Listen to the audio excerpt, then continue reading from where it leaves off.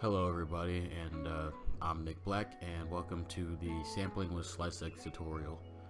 Today I'm basically just going to show you a cool tool that FL Studio has natively that you can use to sample. Now, a lot of other producers like to just put the sample or sound clip that they want to use and they put it just into the playlist here. I mean, it's good.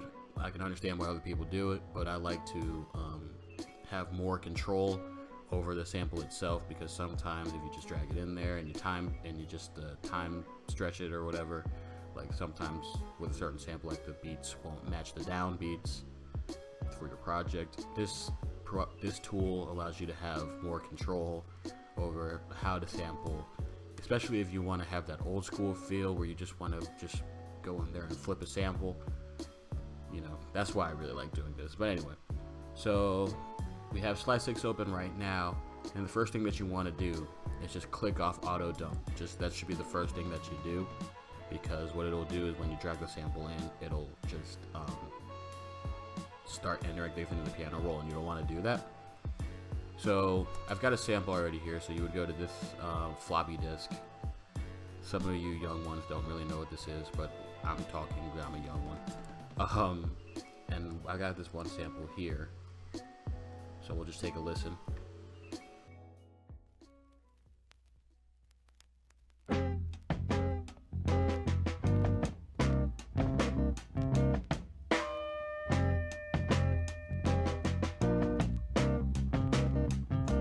Now you're gone, I'm all alone. Now you're gone. Okay, so this is like a little first loop here. You know, I'm not going to do anything too complex for the purpose of this tutorial, but we'll just use this first loop here, and I already have an idea of what I want to do with it. So first thing that you're going to want to do is basically find the region that you want to just loop. So we'll just click here, and we'll just listen.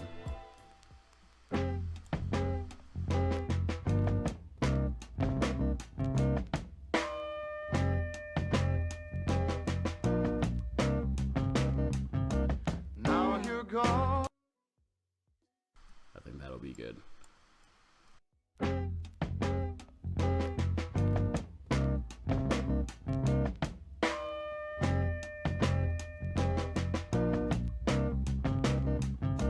Now you're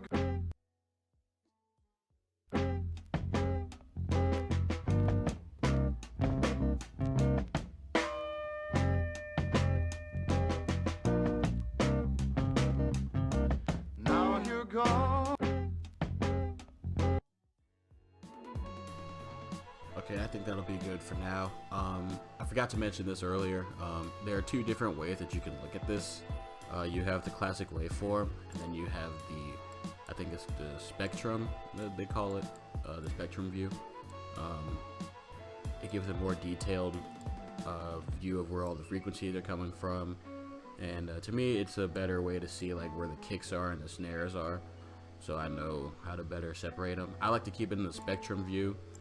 For some reason, I just left it on the wave view, but it does not really matter which one you use. You don't have to be too precise with the cutting, really. Like if you have just the general region, then you know, that's fine. If you have just a general region, it's fine. Anyway, so we're gonna get back here and just start cutting some of these. First, you want to trim, you know, the selected loop that you want to go through. And again, a lot of you guys will just be like, okay, we'll just go in here and just put it on the playlist. But I have an idea of what I want to do, and I don't think dragging it on here will help me get it, because I want to flip it so that the different little stabs are in a different position than they are now. So what you're going to want to do to actually start identifying regions is just go in here, just highlight, and just click for certain regions.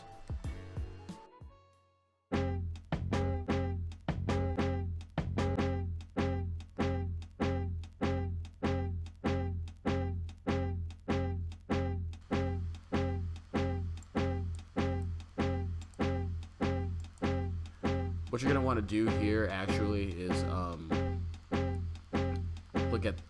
basically look at the region and click up here, add region, and then just click check, and then it'll automatically assign it region number 1, unless you have another name that you're gonna give it.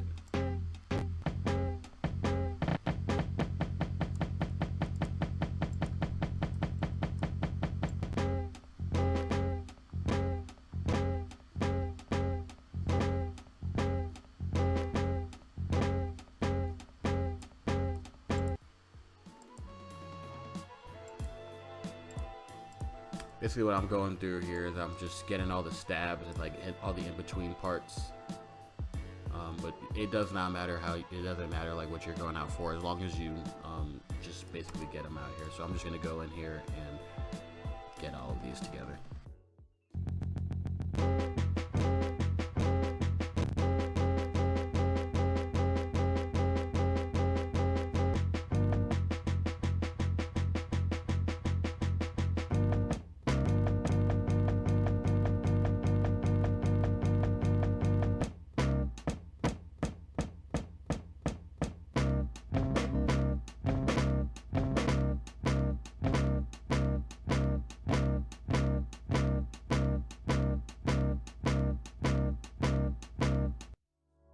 And it's important that like you not only look at this with your eyes, but you also got to listen for like where you want to cut it. Again, you don't have to be too precise to the point where you're just trying to get it not to click at the beginning or end of the region.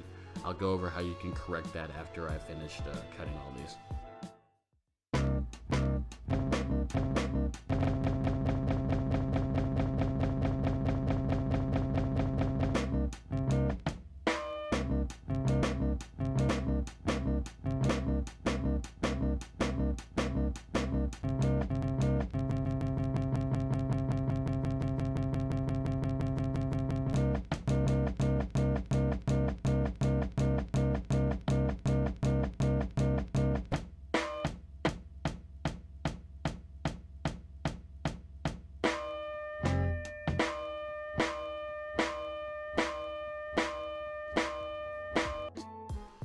Okay, I think that'll be enough for right now. Again, nothing too complex, it's just a tutorial. So, save space, get rid of everything that you're not going to use. Just go to the scissors here and delete it. Now you have your samples ready. You might, if you just have a keyboard, like you'll see that they have the regions automatically assigned to certain things in the piano roll. As a matter of fact, if you open the piano roll now for it, it'll have everything lined up for you.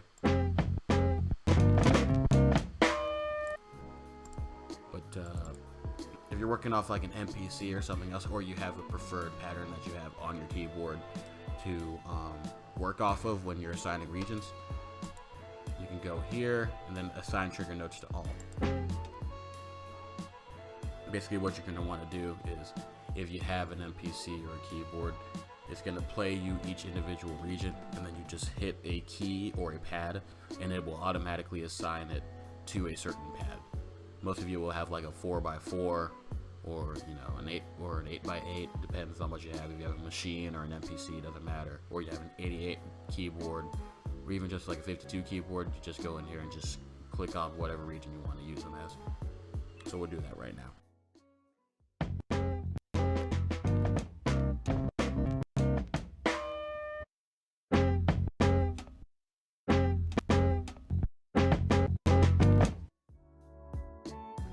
So we're here, I think we have everything assigned to a trigger note. See, I'm just hitting different pads to see how it's different here in the keyboard, because it matches what I have the note assigned to each MPC pad.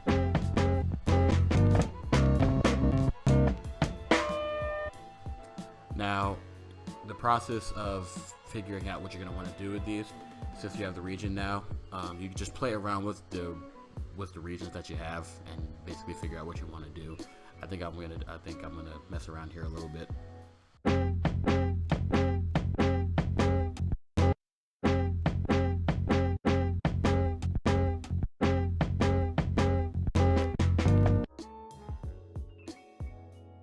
So we'll just go in and do something quickly.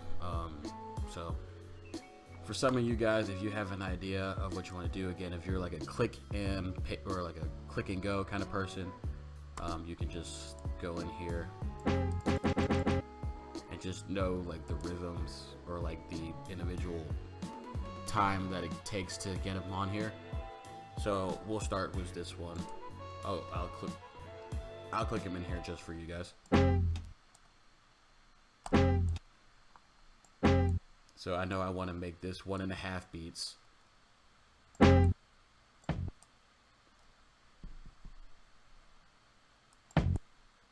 I want to make this like a half. Actually, I just want to make this 1 beat. Excuse me.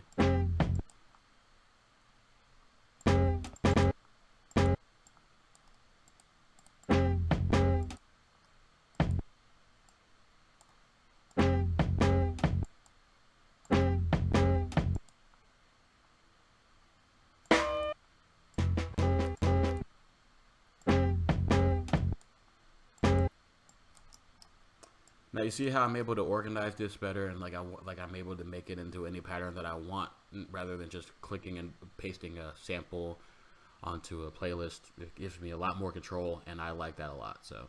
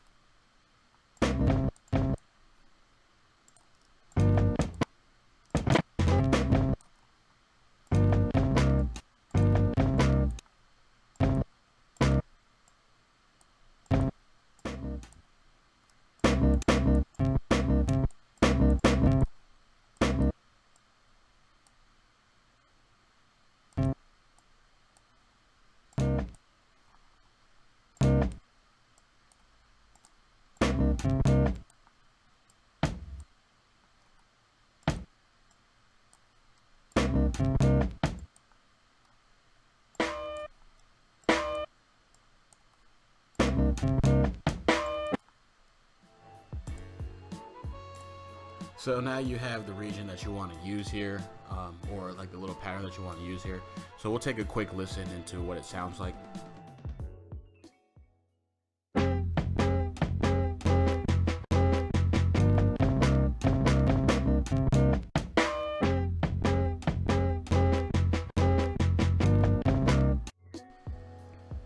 Don't judge it based off what you hear. Again, just for a tutorial. I promise you I can sample better than this. So notice how it kind of sounds a little bit choppy, and we're gonna get in here and fix that actually. So take another listen into what areas we want to fix. Oh, actually, really quickly, what you're gonna want to do here is make sure to do this after you have the region assigned. So you want to declick in all regions. You want to go again to this French here, and then declick in all regions, and then do the same. Declick out all regions, so that way you don't have clicking going on in between regions when you're putting them on, you know, piano roll or something.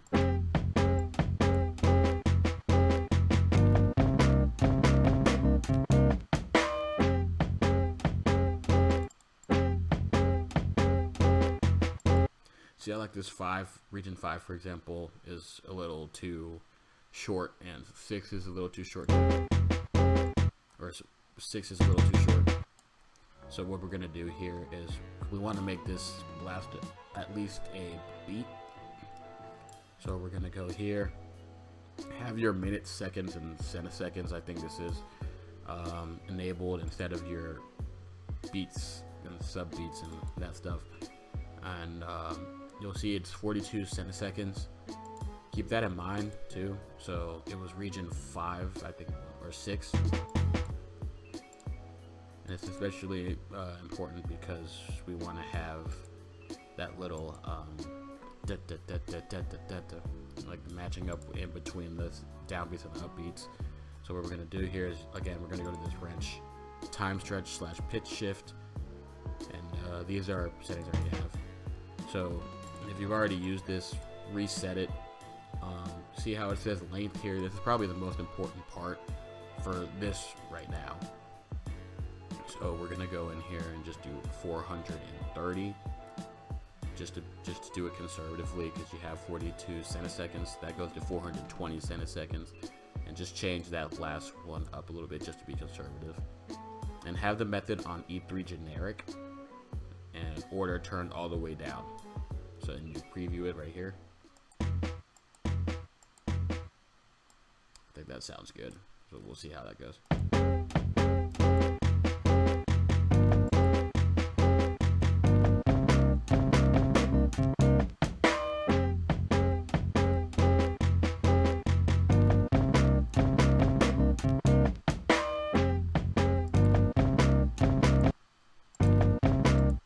And we'll do the same thing with region 7.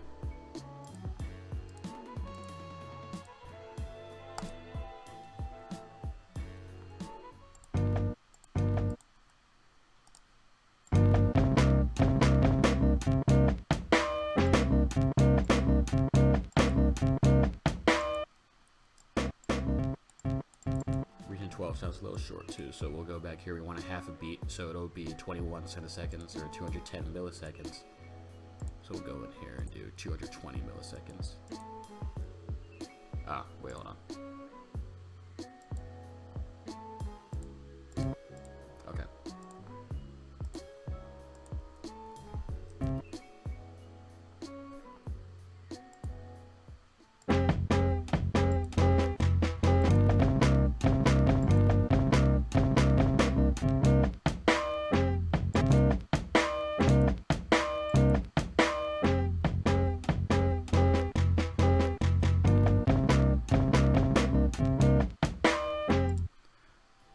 That sounds about right. If I had a little bit more time, I'd probably go in here and make it a little more polished. But again, tutorial, keeping it short and sweet. So last thing I'm gonna want to show you before I get out of here is there's a little pitch bend knob here, and it for some reason only works when you have the pitch regions or the regions that chopped that you want to use. It's a dumb design, but I don't know. So you can play through your little sample pattern. Just drag this up and down.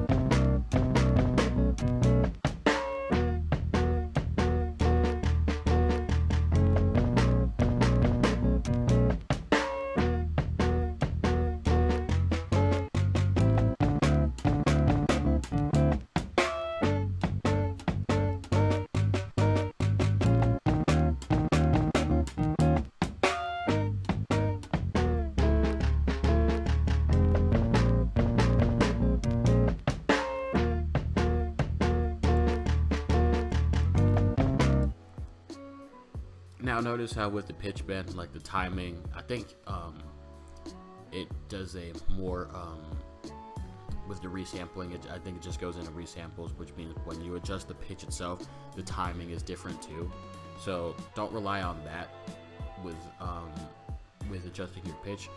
There's actually another really cool tool that you can use in. If you don't have anything selected or you have the whole region selected, go in here and you want to change the pitch of the entire thing.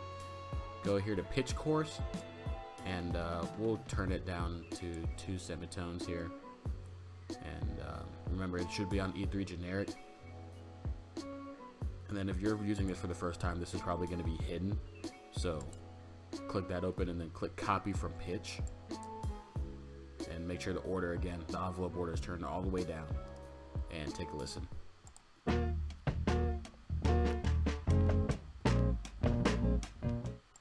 Alright, so let's see how, so that should be adjusted. We'll see how it sounds.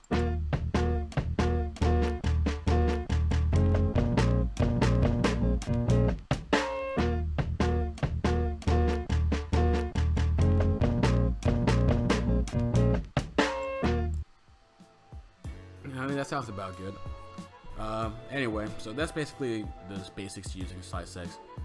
Don't be afraid to use it. You know, it might look a little complex. There is a little, I mean, at first, if you're going into this blind, this is a little learning curve, but I think I gave you the basics to using it effectively. If you want to sample certain pieces and things like that. And don't get upset if it doesn't really sound clean to you at first. The key really is just to practice, especially when you're identifying the regions that you want to use. You're not going to come out sounding like Pete Rock or Dilla or Primo on the first try. It's just it takes a lot of practice when you get an ear for how you want to chop the regions.